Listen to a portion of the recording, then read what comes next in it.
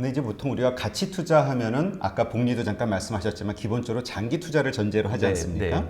그러면 우리 최 대표님이 생각하시는 투자 보유 기간은 네.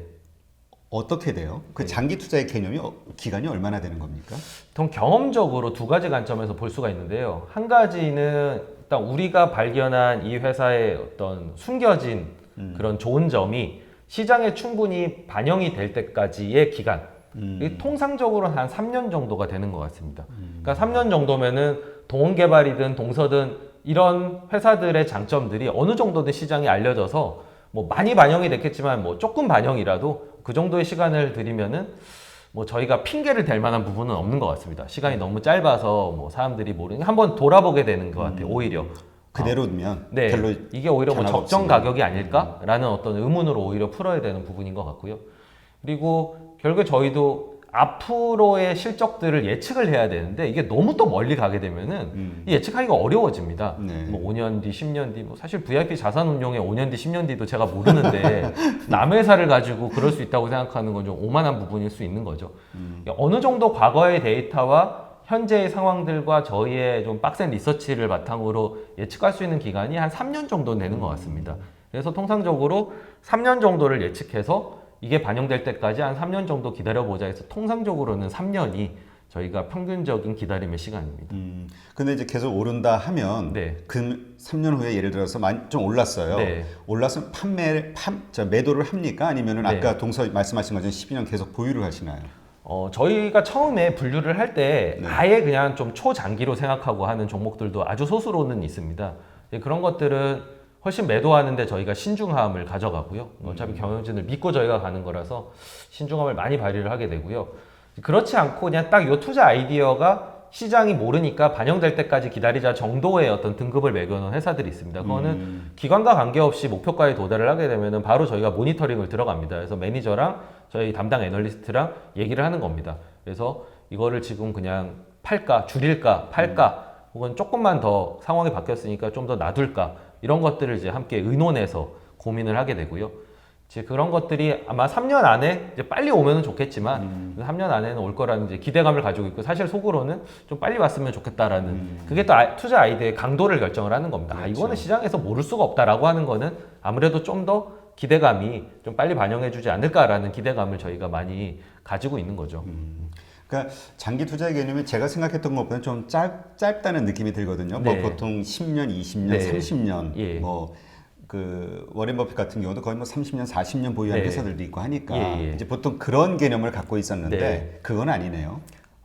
우리나라가 아무래도 미국에 비해서는 네. 좀 더 이렇게 경기 순환하는 종목들이 많습니다. 사실 우리나라 지수가 그렇게 뭐 미국처럼 잘 못 가는 이유 중에 하나가 뭐 70년대에 만들어 놓은 그 산업들, 뭐 조선, 화학, 철강, 전자 이런 것들이 아직은 대부분이기 때문에 미국처럼 뭐 견고하게 정말 존슨앤존슨이나 P&G나 이런 것처럼 계속 갈 수 있다라고 생각하는 종목의 숫자가 적은 거는 사실이고요. 그래서 저희가 또 해외 투자를 하는 이유가 또 거기에 있는 거고요. 그 현실은 어느 정도는 인정을 좀 해야 될 것 같습니다. 이게 많지 않다는 거. 그리고 그 초장기로 투자를 한다라는 거는 결국은 이 비즈니스도 비즈니스지만 그 경영자를 믿는 거에 좀 더 수렴을 하게 됩니다.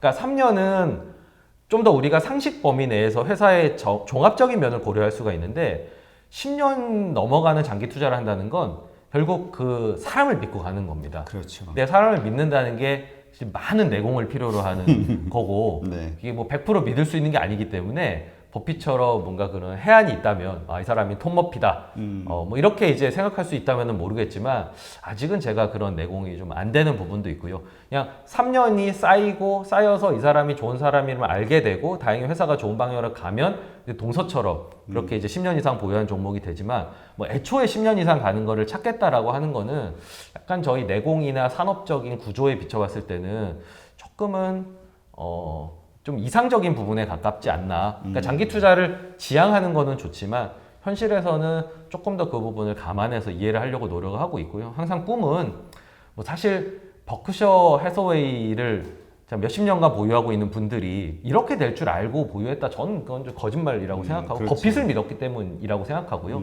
애플도 오래 보유하고 있는 분들이 있겠죠. 네. 근데 막 80%씩 빠지고 이런 경우도 역사 있었습니다만은 그렇죠. 뭐 잡스를 믿고 갔다 이런 거지. 아, 내가 잡스가 아이폰을 만들어낼 줄 알았지. 이건 전 좀 그렇죠. 거짓말이라고 생각하거든요.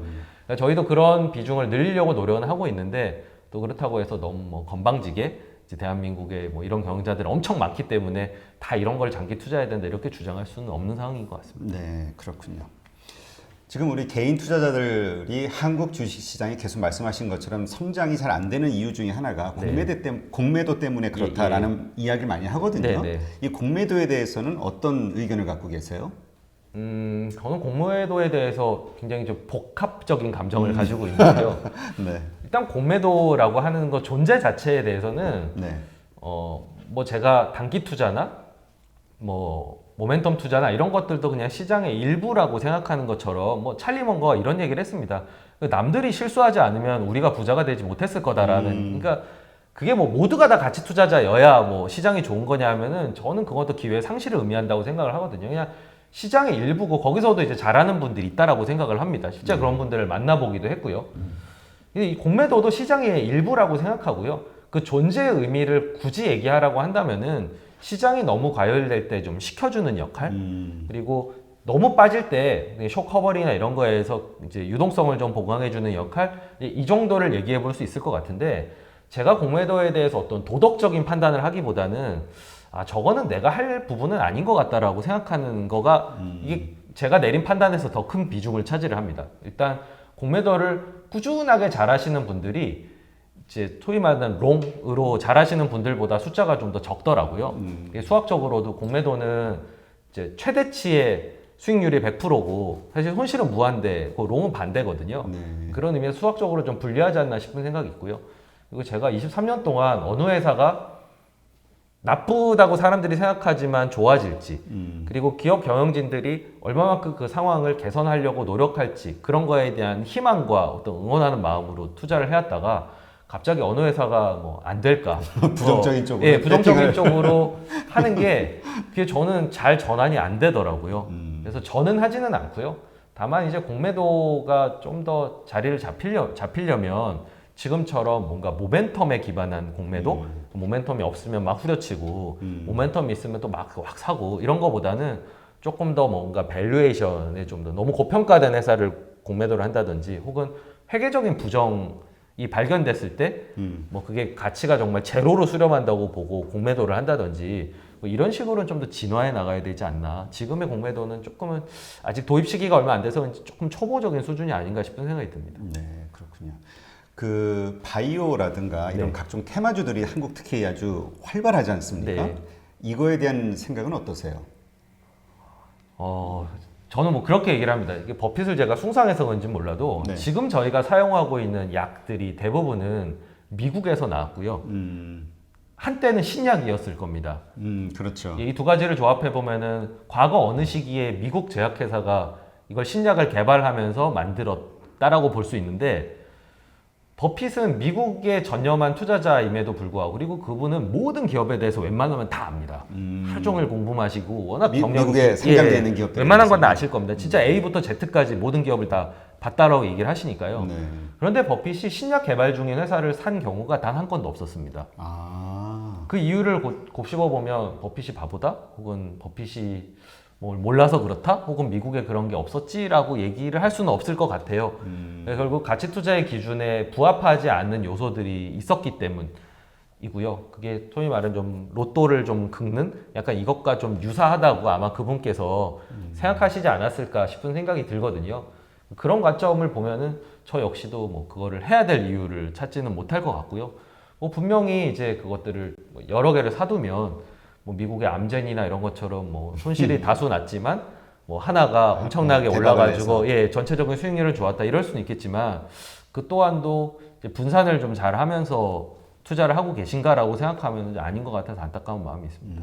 하긴 아까 가치 투자의 기본은 로 리스크라고 했으니까 네. 이거는 사실 하이 리스크 하이 리턴이죠. 신약 네, 쪽은. 예. 좀 더 바이오는. 신약 개발은 좀 더 좀 종교적인 부분에 좀 가깝지 않나. 그러니까 마치 저희가 좋은 경영진을 발굴했을 때 이 경영진을 믿고 한번 가보자, 장기적으로 가보자 하는 것처럼 아마 그분들도 아, 뭐 이 약이라면 혹은 이 경영자라면 이게 기적을 만들 수 있을 거야라는 아마 확신이 있으실 텐데 저희는 이제 그게 확률이 좀 낮다라고 생각해서 조금 확률이 높은 분야에 집중을 하려고 합니다.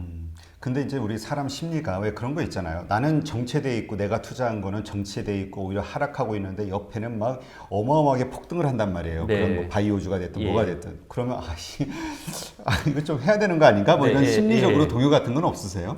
인간적으로는 너무나 그런 생각이 드는 게 당연하고요. 뭐 당연히 빨리 돈 벌고 싶고 그리고 대중의 의견을 좀 따라가고 싶고 그렇죠. 그런 것들이 당연히 인간적인 부분인데 저의 경우에 한정해서 얘기를 하면 제가 얼마 전에 그 심리 테스트를 한번 해봤습니다. 아, 네. 그래서 제가 어떤 기질을 갖고 있나 이런 것들을 이제 체크하는 아주 좀 공인된 그런 테스트를 한번 해봤는데요. 제가 항목 중에 이 인내력과 자율성이 굉장히 높게 나오더라고요. 그러니까 자율성이라고 하는 거는 뭐 어떻게 보면 사업을 하게 된 이유일 수도 있는 거고요. 혼자 막 누가 뭐라고 안 했는데 그렇죠. 갑자기 무슨 활동들을 하고 책을 쓰고 뭐 이랬던 것 같고요. 인내심은 뭐 저도 23년 하면서 꼭 뭐 좋은 장만이 있었겠습니까? 뭐 개별 종목을 들어가면 이제 변동성이 더 심했죠. 안 그렇죠. 좋은 상황들도 있었을 거고. 그때 이제 인내하고 그래도 크게 피가 안 쓰러지고 이 인내심이 어느 정도 있어서 그랬구나라는 생각을 했고요. 제가 사실 이 얘기를 하는 거는 제가 가지고 있는 항목 중에 다른 사람들의 의견에 얼마나 영향을 받고 거기에 신경 쓰고 남의 평판에 신경 쓰는가 이 항목이 있는데 네. 인내심과 자율성 100점이 나왔는데 이거 이제 1점이 나왔습니다.